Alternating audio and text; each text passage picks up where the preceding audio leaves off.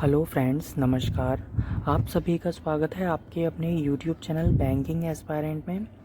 And मेरी आपसे humble request है गाइस, अगर आपने ये चैनल अभी तक नहीं सब्सक्राइब किया है तो प्लीज़ आप इस चैनल को ज़रूर सब्सक्राइब कीजिए, जिससे आपको एग्ज़ाम से रिलेटेड नोटिफिकेशंस एंड अपडेट्स मिलते रहें। So please guys do subscribe this channel. अब हम बात करते हैं एसबीआई क्लर्क के एग्ज़ाम के बारे में। जैसा कि आपको पता है कि जो एक्सपेक्टेड डेट है एसबीआई क्लर्क के एग्ज़ाम की, वो फर्स्ट वीक में है जून के। सो अप्रॉक्स 50 डेज़ अभी हमारे पास लेफ़्ट हैं, जिसमें हम अपना एम है एसबीआई क्लर्क तो उसे क्लियर कर सकते हैं। एंड अगर आप अभी से प्रिपरेशन शुरू कर दोगे अच्छे से, प्रिपरेशन वर्ड का मीनिंग है क्या एग्जैक्टली? प्रिपरेशन का मतलब ये नहीं है कि आप सिर्फ पढ़ रहे हो। प्रिपरेशन का मतलब है आपने स्केड्यूल सेट किया है, उसके अकॉर्डिंग आप पढ़ रहे हो। अगर आपका स्केड्यूल बना हुआ है देन फाइन, अगर नहीं बना हुआ है तो प्लीज़ एक स्केड्यूल अपना प्रिपेयर करें टाइम के अकॉर्डिंग।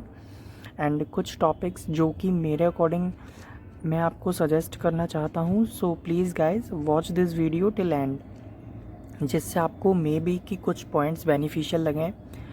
बिकॉज़ और भी यूट्यूबर्स हैं जो अपना जो टाइम टेबल है वो पूरा शेड्यूल्स अपलोड कर रहे हैं, बट मैंने इस वीडियो में टाइम नहीं मेंशन किया है बिकॉज़ टाइम नेसेसरी नहीं है आपके लिए। ये टॉपिक्स आपके लिए नेसेसरी हैं। किस टाइम आप पढ़ते हो ये कोई नहीं बता सकता आपको किस टाइम क्या पढ़ना है, ये आपके ऊपर डिपेंड है। मे बी आपके पास टाइम ना हो जिस टाइम और यूट्यूबर्स अपना टाइम मेंशन कर रहे हो।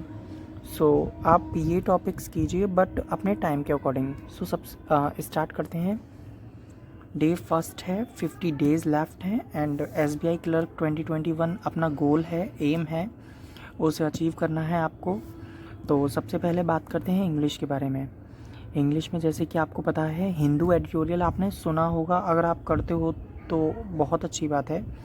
बट अगर आपने सिर्फ सुना है, नहीं करते हुए हिंदू एडिटोरियल, तो ये आपके लिए बहुत मैंडेटरी है एंड नेसेसरी भी है। क्योंकि जब आप एग्ज़ाम देते हो तो वहाँ बहुत सारे वोकैब्स ऐसे होते हैं जो आपको समझ में नहीं आते।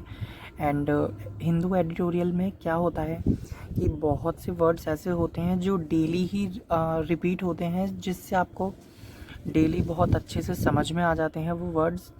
तो सबसे पहले तो आप द हिंदू एडिटोरियल पढ़िए। आप अगर आपके घर में न्यूज़पेपर आता है तो आप न्यूज़पेपर के थ्रू पढ़िए।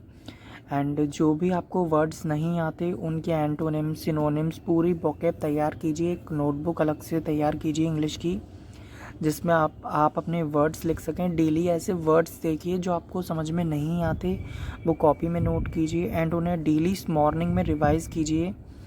सो द हिंदू एडिटोरियल, अगर आपके घर में न्यूज़पेपर नहीं आता है तो आप विशाल सर यूट्यूब पर पढ़ाते हैं सुबह मॉर्निंग में 7 AM। सो आप वहाँ से भी द हिंदू एडिटोरियल पढ़ सकते हो। एंड अगर आपको अपनी इंग्लिश इम्प्रूव करनी है तो सबसे पहले आप क्विज़ भी दिया कीजिए अड्डा 247 पे, ग्रेड अप पे, या फिर बहुत सारी एप्लीकेशंस हैं आपको पता है, टेस्ट बुक एंड और भी अदर एप्लीकेशंस हैं, उनके थ्रू भी आप क्विज़ दे सकते हो। ये आपको हेल्प करते हैं कि आपको कुछ topics like reading comprehension, cloze test, sentence rearrangement, jumble words, ये क्विज़ में डेली आते रहते हैं, तो आप ये थोड़ा हेल्पफुल रहेगा आपके लिए। एंड रीडिंग कॉम्प्रिहेंशन अगर आपके पास कोई बुक है तो बुक से कीजिए, अदरवाइज़ बहुत PDF अवेलेबल है। आप कोई भी एप्लीकेशन कीजिए, वहाँ पर भी आपको रीडिंग कॉम्प्रिहेंशन की अलग से PDF मिल जाएगी, like practice book, test book, बहुत सारी एप्लीकेशंस हैं अड्डा 247 पर भी। एंड ये क्लोज टेस्ट भी ऐसे ही आप पढ़ सकते हो। सो ये इंग्लिश का है बेसिक। सो इंग्लिश में आपके लिए ये नेसेसरी है बिकॉज़ इंग्लिश आपके लिए बहुत ज़्यादा ज़रूरी है। इंग्लिश में अगर आपकी सेक्शनल कट ऑफ क्लियर नहीं हो पाई anyhow and reasoning maths में हो गई, देन आपका सिलेक्शन रुक सकता है। सो प्लीज़ गाइज जस्ट अपने माइंड में आप इसको थोड़ा सा सीरियस लें इंग्लिश को। अगर आपका एसबीआई क्लर्क एम है तो इंग्लिश का भी एम बनाइए, अपना इंग्लिश का भी एक अलग से शेड्यूल सेट कीजिए। सो इसे फॉलो कीजिए। एंड अब बात करते हैं हम रीजनिंग के बारे में। रीजनिंग के बारे में सबसे पहले रीजनिंग में नेसेसरी हैं कुछ, अगर आपने अपनी प्रिपरेशन अभी स्टार्ट की है फ़िलहाल में, तो रीजनिंग में आपको सबसे पहले तो अल्फ़ाबेट्स के नंबर्स याद होने चाहिए, रिवर्स अल्फ़ाबेट्स के नंबर याद होने चाहिए। लाइक ए का जेड होता है, एन के नंबर 126 225, ये सब भी आपको याद होने चाहिए। ये आपके लिए बहुत नेसेसरी है। सो ये याद कीजिए आप सबसे पहले। एंड डेली आप पज़ल ट्राई कीजिए 5 to 6, प्री लेवल की पज़ल एंड मेंस लेवल की भी पज़ल कीजिए। बिकॉज़ अगर आपका SBI क्लर्क गोल है तो आपको ये ज़रूरी है कि मेंस लेवल की पज़ल भी आप साथ के साथ ही क्लियर करें, जिससे आपको ज़्यादा दिक्कत का सामना ना करना पड़े जब आपका प्री में क्वालिफाई हो जाए तो।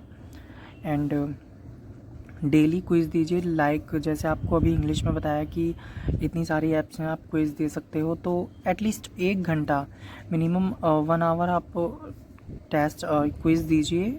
15-20 मिनट का एक क्विज़ होता है, तो 15-20 मिनट इंग्लिश का, 15-20 मिनट रीजनिंग का एंड 15 से 20 मिनट मैथ्स का। सो ये डेली क्विज़ दीजिए आप। एंड जो मिसलिनियस क्वेश्चन होते हैं like inequality, blood relation, direction and distance, alpha numeric series, ये सारे क्वेश्चन भी ट्राई कीजिए। ये एक्चुअली में क्या होता है कि जब आप टेस्ट देते हो, ये क्विज़ देते हो, तो वहाँ क्वेश्चन कभी अल्फ़ा न्यूमेरिक सीरीज़ पर आते हैं, कभी डायरेक्शन एंड डिस्टेंस, कभी सिलॉक्स के क्वेश्चन।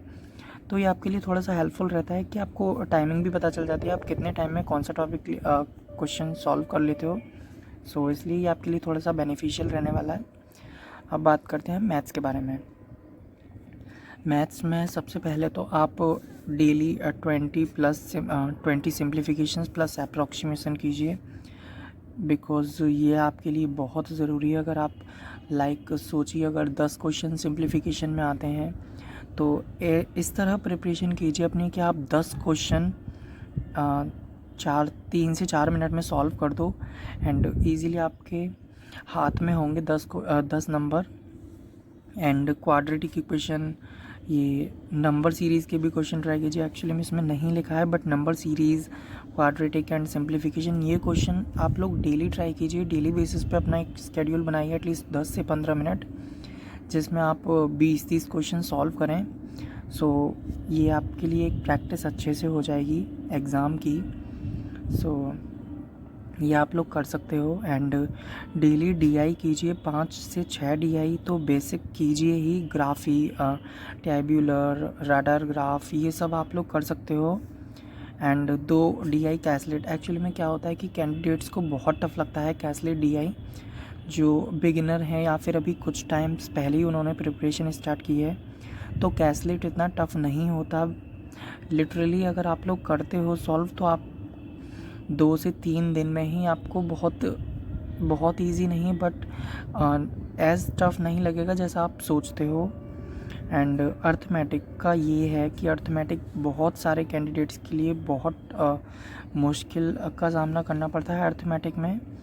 सो मेरे अकॉर्डिंग आप अर्थमेटिक का एक टॉपिक लीजिए, लाइक जैसे टाइम एंड वर्क है या स्पीड एंड डिस्टेंस है, उसके ऊपर एक टॉपिक के ऊपर जितने भी क्वेश्चंस हैं आपको मिलते हैं, आप मोस्टली क्वेश्चंस ट्राई कीजिए एक दिन में जितने आपसे हो सकते हैं। Exclude the timing of these 2, English and reasoning, and specifically these questions 2। सो आप अर्थमेटिक को टाइम दीजिए, एटलीस्ट एक दिन में जितने क्वेश्चंस आपसे बने उतने क्वेश्चन आप ट्राई कीजिए। एंड ये है इंग्लिश, रीजनिंग एंड मैथ्स का। अब अगर हम बात करें जनरल अवेयरनेस की, तो जनरल अवेयरनेस में आप डेली करंट अफेयर्स पढ़िए। अफेयर्स क्लाउड, बहुत सारी एप्लीकेशंस या फिर यूट्यूब पर भी पढ़ाते हैं। आपको जो सूटेबल लगता है उसके थ्रू आप डेली करंट अफेयर्स कीजिए। एटलीस्ट 1 आवर आप करंट अफेयर्स को दीजिए। And banking awareness and financial awareness के लिए अनिल अग्रवाल सर हैं यूट्यूब पर, बहुत बेस्ट वीडियोज़ हैं। आप लिटरली आप बिलीव नहीं करोगे, बट उनके क्वेश्चंस ही मोस्टली आते हैं बैंकिंग प्लस फाइनेंशियल अवेयरनेस के।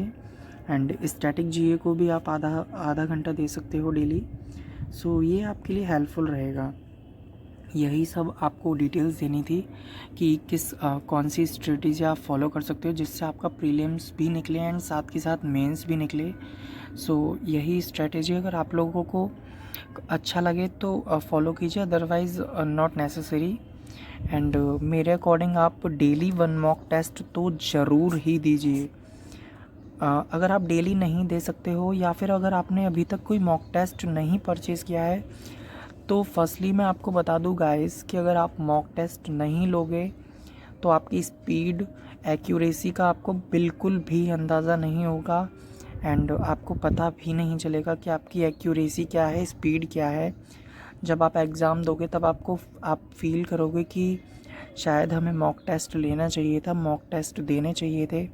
आप एटलीस्ट 2 दिन में या 3 दिन में एक बार मॉक टेस्ट ज़रूर दें, जिससे आपको बहुत इंक्रीज़ होगी आपकी स्पीड, एक्यूरेसी भी आपको पता चलेगा कि कौन से टॉपिक में आपको लगता है। जैसे सिंप्लीफिकेशन आपके हैंड में है, सिंप्लीफिकेशन बहुत इजी है। जब आप मॉक टेस्ट देते हो तो आपको बिल्कुल एग्ज़ाम वाला इंटरफेस मिलता है एंड आपको पता चलता है कि आप सिंप्लीफिकेशन में भी स्ट्रांग हो या नहीं। सो प्लीज़ गाइस, आप कोई मॉक टेस्ट परचेज़ कीजिए एंड डेली बेसिस पे एक मॉक टेस्ट दीजिए या 2 से 3 दिन में एक बार। सो यही पूरी स्ट्रैटेजी है एंड ये वीडियो आपको अच्छा लगा हो तो प्लीज़ लाइक कीजिए एंड चैनल को भी प्लीज़ ज़रूर सब्सक्राइब कीजिए एंड कमेंट में अपना ओपिनियन, सजेशन जो भी है, टिप्स ट्रिक्स कुछ भी प्लीज़ कमेंट में ज़रूर बताएं। Thanks for watching this video guys, thank you so much.